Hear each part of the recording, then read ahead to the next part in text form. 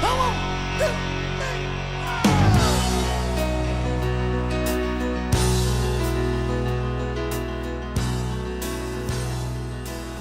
good morning and welcome back to the Broadcast Retirement Network. I'm Jeff Snyder. This is BRN AM for Friday, February 7th, 2020. And our top story today, we're going to take a look at stable value or guaranteed investment products. Well, let's welcome to the program Kevin Matches from Callan Associates, joining us from Portland, Oregon. Good morning, Kevin. How are you? Good morning. Doing great. It's great to have you on the program. So, you know, the topic of our show today is stable value or guaranteed investment products. And before we kind of get into some of the machinations and how these products work, wondering if you might just give us some of the basics, like a basic definition of what these products are. Sure. So a stable value fund or guaranteed fund would be an investment option that's available within a defined contribution plan, such as a 401k plan. And generally speaking, stable value funds are the most conservative option that participants can choose on that menu within a 401k plan or other defined contribution plan. These funds tend to be quite conservative because they have a crediting rate, a rate of interest or a rate of return that could be offered over a short-term period, such as the next quarter. So it gives the participant a lot of stability in returns, and that can be quite advantageous for folks who are nearing retirement, folks who have a very low risk tolerance or don't have as long to be able to wait for a riskier investment option such as equities to perform.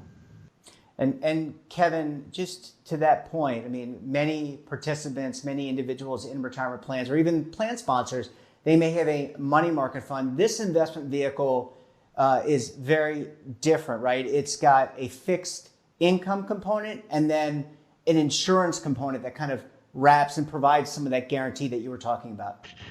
Sure, absolutely. So, now we're getting into some of those mechanics of how do we actually put this thing together to get a potentially higher return than a money market fund, which is a reason why many plan sponsors, the organizations such as companies that sponsor 401k plans, would actually want to include stable value rather than a money market fund.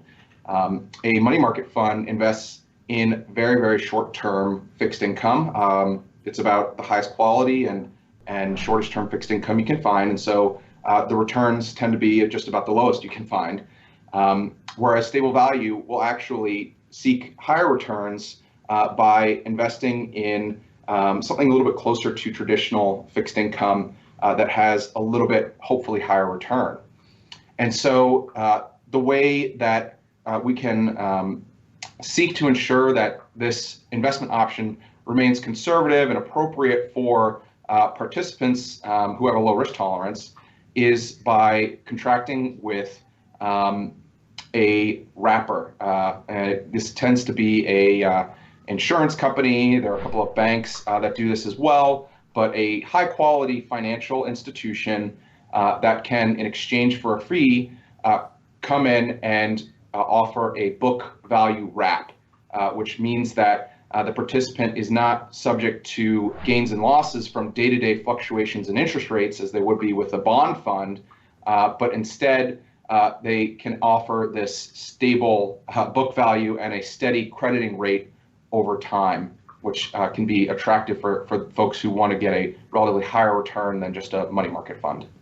And Kevin, I mean, you and the team at Callan, you have a deep research team. You do a lot of due diligence on investment managers. I would assume that you do a lot of deep dive due diligence on these types of products because they span the gamut, right? There's collectivized or commingled types of investments. There's fixed annuity contracts. Would you mind just sharing, you don't have to give away the secret sauce, but just how you go into doing deep due diligence on this, because there's a lot of different moving pieces here. Sure, absolutely. So no secret sauce. We don't have a black box over here. Really it comes down to everything you know about due diligence on any other type of investment also applies to due diligence on stable value. So if we're looking at a particular investment team how they manage the underlying investment portfolio. That's a conservative investment portfolio. We want to make sure that type of portfolio is appropriate for the participants and what they're trying to achieve. The one difference that there is that these wrap contracts get involved. And so that's when we would have to go and make sure that those terms are appropriate for what a plan sponsor is trying to achieve. For example, there can be provisions that say if a plan sponsor wants to change the stable value fund that they offer in their lineup, perhaps they would have a waiting period to be able to do that. Say for example, a 1 year waiting period. By contrast, a participant would be able to get their investment back on a daily basis. So a little bit different than a traditional investment that a plan sponsor might be used to looking at. But at the end of the day, everything we know about investments still applies to stable value funds. And you have to, I would imagine, understand maybe some of the credit ratings as it relates to the insurance companies, right? That I remember back in the 2008 financial crisis. I'm old enough to remember that and a lot more. But there were some credit insurance companies that maybe had some downgrades as a result of the subprime mortgage debacle, for lack of a better term. I can imagine not only are you learning about the investment managers, but you're also learning about the credit ratings of these wrap issuers or insurance companies. That's exactly right. So there is that counterparty risk. And counterparty risk just means that the risk of the person you're doing business with, that they won't come through on what they've promised. So in the case of these wrap providers, so an insurance company or bank, they are responsible for permitting that book value accounting and offering that steady rate of return over that short-term period, such as 1 quarter. And so if their credit quality isn't high and it doesn't remain high, then there is that risk that they won't be able to come through on their promises. And so, really it's about making sure that quality is high and that it remains high over time. And, another key way to mitigate that counterparty risk is by diversifying wrap providers. So you could have multiple wrap providers providing coverage for a single fund, so that if one wrap provider has some sort of problem, you would easily be able to rely on the others and be able to mitigate that counterparty risk. And I can imagine, just with the level of complexity, you attend many committee meetings. Those are meetings that are typically on a quarterly basis with a corporate plan sponsor, not-for-profit, maybe a government. I get to imagine that there's a lot of education, because you can be a very smart person, sit on a committee and be a fiduciary, or at least follow fiduciary best practices. But I got to think a lot of what you all at Callan have to do is you're continuously educating and reminding and telling these important people who have great responsibilities what matters, what doesn't matter, et cetera. Yeah, absolutely. And a big part of it is just educating on the vocabulary or the jargon. Fixed income in particular, and stable value is no exception, likes to use a lot of very industry-specific vocabulary. And so it's important that we kind of have a common understanding of what we're talking about, and from there it tends to make the decision a lot easier. And also making sure that the employer, the sponsor, as we call it, is properly communicating this investment vehicle to participants, because participants need to understand it's not a money market. It is a sophisticated investment, meaning that it has these different components to it. And they need to understand some of the provisions. I mean, there are different types of products that, for example, you take out 10 payments over 9 years, right? I mean, that do have some limitations. That's an important component to this as well. Sure, absolutely, yeah. Especially with some of those contracts, with the insurance companies, they can be pretty densely written. So it's important to understand that those contracts are appropriate for what the plan sponsor is trying to achieve, right? So should fit their liquidity profile, could depend on the demographics. How old are the folks in the plan? How close might they actually be to retirement? And therefore, what contract provisions might actually be appropriate for those folks who are in the plan and who invest in the stable value option. Yeah, well, we're going to go to Kevin. I want to hold you over. We're going to go to break. When we come back, Kevin gave us a great summary about the basics around these funds, but we're going to talk about the latest trends. It's 2020, so we need to talk trends. So stay tuned right here on BRN AM.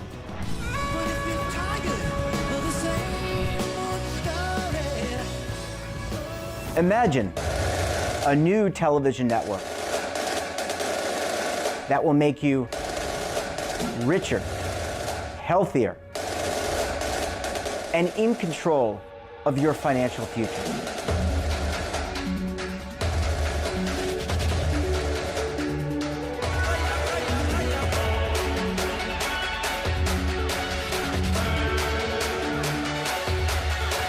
This network is for the policewoman in Nashville, Tennessee, the baker in Dubuque, Iowa, the teacher in Lexington, Kentucky. We want to make the idea of savings and retirement culturally relevant. But what do you see as a defining issue of the midterms, especially for the smaller businesses? I mean, they are the lifeblood of the American economy.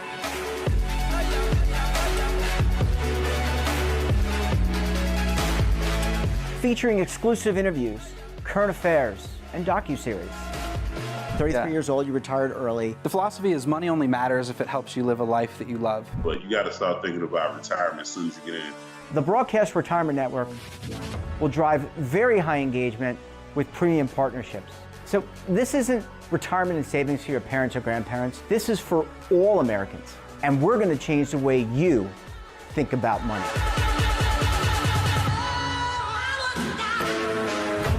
Welcome to the next frontier of retirement and savings. This is BRN, the Broadcast Retirement Network. Welcome back. We're talking stable value and guaranteed investment products with Cowen Associates Vice President Kevin Matches. Kevin, thanks for sticking around with us this morning. Sure. And Kevin's being a great sport because he is out in Portland, Oregon, a 3-hour difference from us on the East Coast. So Kevin, we talked, you gave a great summary around all the machinations and basics around these plans, these funds, and they're very sophisticated. People need to understand them. And I think you helped in that regard. I know you helped in that regard. Let's talk about trends, things that you and the team at Cowen are seeing with regards to these products. What can you tell us? It's 2020. What can you tell us is going on? Sure. So I think that the key is that we're now over a decade since the financial crisis. Fixed income portfolios are doing pretty well, but at the same time, interest rates have come down, right? So the return that we can achieve on a very conservative investment option is lower than it had been in kind of the previous era. And so folks do need to sort of adjust their expectations to account for that. And as it relates to stable value specifically, I think what we're seeing is continued pressure with regard to fees. I think that's true across the defined contribution space. So fees have been coming down, and that can include both a management fee for fixed income as well as a wrap fee for a wrap provider. Mm-hmm. There is increasing pressure, I think, to look for perhaps new or creative ways to loosen up investment guidelines to try to pursue a little bit of a higher return and help offset some of that lower interest rate environment. And so, there, I think we just have to be careful. Is the risk we're taking appropriate for a stable value fund? Is it appropriate for what the plan sponsor is trying to achieve in, what is meant to be a capital preservation option or the most conservative option often within a defined contribution plan? Yeah, so you don't want to create a lot of risk, for example, by going to maybe, people have probably on the show or watching the show probably have heard of like AAA rated bonds, and you don't probably want to go, maybe not, you want to really think hard about going to subprime or, below BBB or CCC in terms of the bond rating, because yes, you can quote unquote juice the rate. I don't know if that's a term that I used to use when I was a consultant, but I mean, maybe, or goose the rate, I don't know, to get a better rate. But to your point, if you do that, your risk profile may be skewed and you could really hurt yourself and most importantly, those participants. Yeah, absolutely right. It all comes back to remembering that, this is an extremely conservative investment from the participant's point of view. And so whatever goes in the portfolio really should be appropriate to meet that need, right? So, there have been some folks who have gotten in trouble in the past, right, by going towards subprime mortgages, moving towards investments that may not be as liquid or easy to sell. And so that can create problems for plan sponsors and participants. And so we want to make sure that is not sort of an undue risk. There's no sort of surprise that's waiting inside of these portfolios. We just had the Federal Reserve make some announcements, keeping rates as is, but you said the rates have kind of been going up and down over the past several years. Do you wait with bated breath for the FOMC minutes and you have to deliver that information to clients and kind of respond in kind? Because I believe, if I'm not mistaken, that bond rates and interest rates kind of move in inverse relationship. So I got to think that you're communicating things in that respect to clients. Sure, that's exactly right. So, we have field consultants around the country who go out and meet with clients on a quarterly basis and are discussing, what really drove the investment performance for their portfolio. And so in the case of fixed income, interest rates figure pretty heavily in that, given that relationship between bond prices and interest rates. The neat thing about stable value is that the wrap contract in book value accounting, the really big purpose of that is to smooth out some of that relationship over time. But what's important to remember is that ultimately the stable value fund, the returns or the crediting rate of that fund are over the long term going to track interest rates. I think that really gets to the key there for a plan sponsor looking at stable value or any other investment option. Is the best thing you can really do, I think, is to maintain a long-term view. Be aware of what's going on in the market, be aware of what's going on with the Fed, but not making a change every quarter based on what is going on, but instead taking kind of a thoughtful approach and understanding, well, how does this really impact my participants in the plan? And you mentioned investment guidelines, and often I would assume there's a separate investment policy or at least a separate section around stable value. And my understanding, and I want to get your input on this, is that these wrap managers do have a say.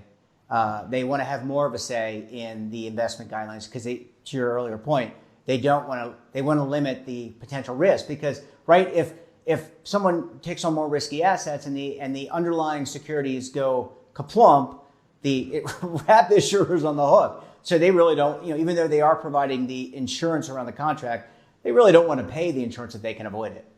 Yeah, that's important to kind of distinguish between those two different stakeholders here, right? There's an asset manager who might be managing a fixed income portfolio.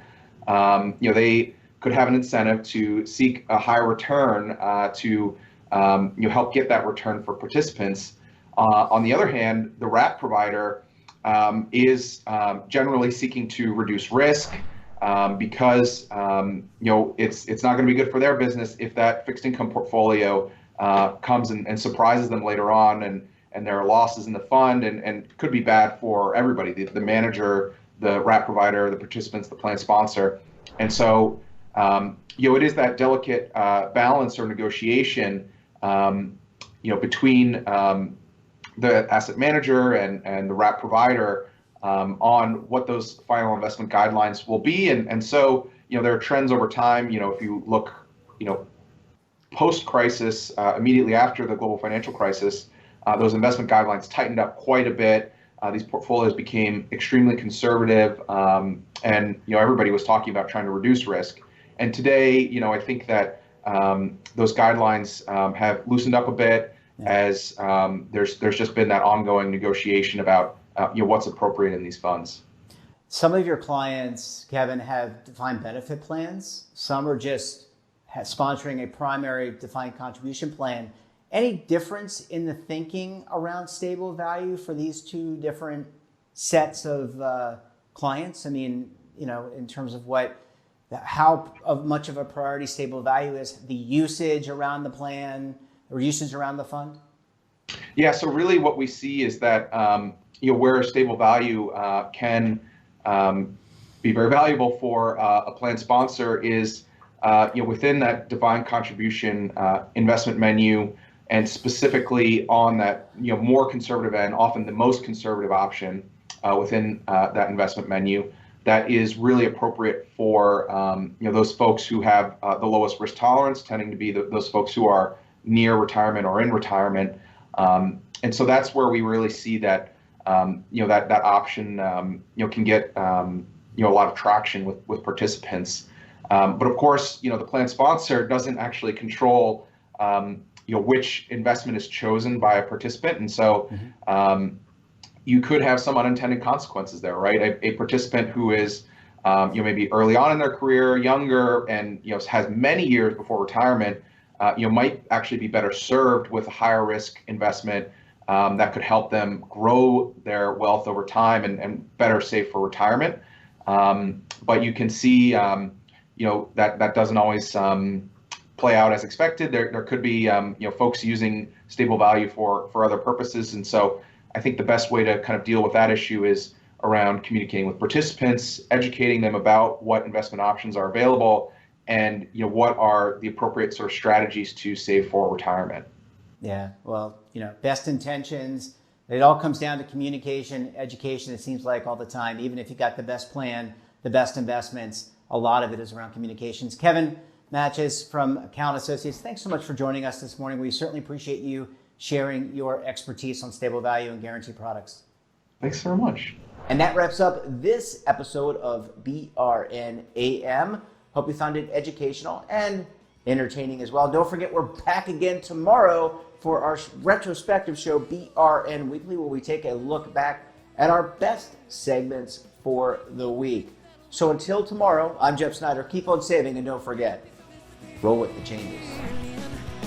Waiting here for you to take and drink of. But if you're tired of the same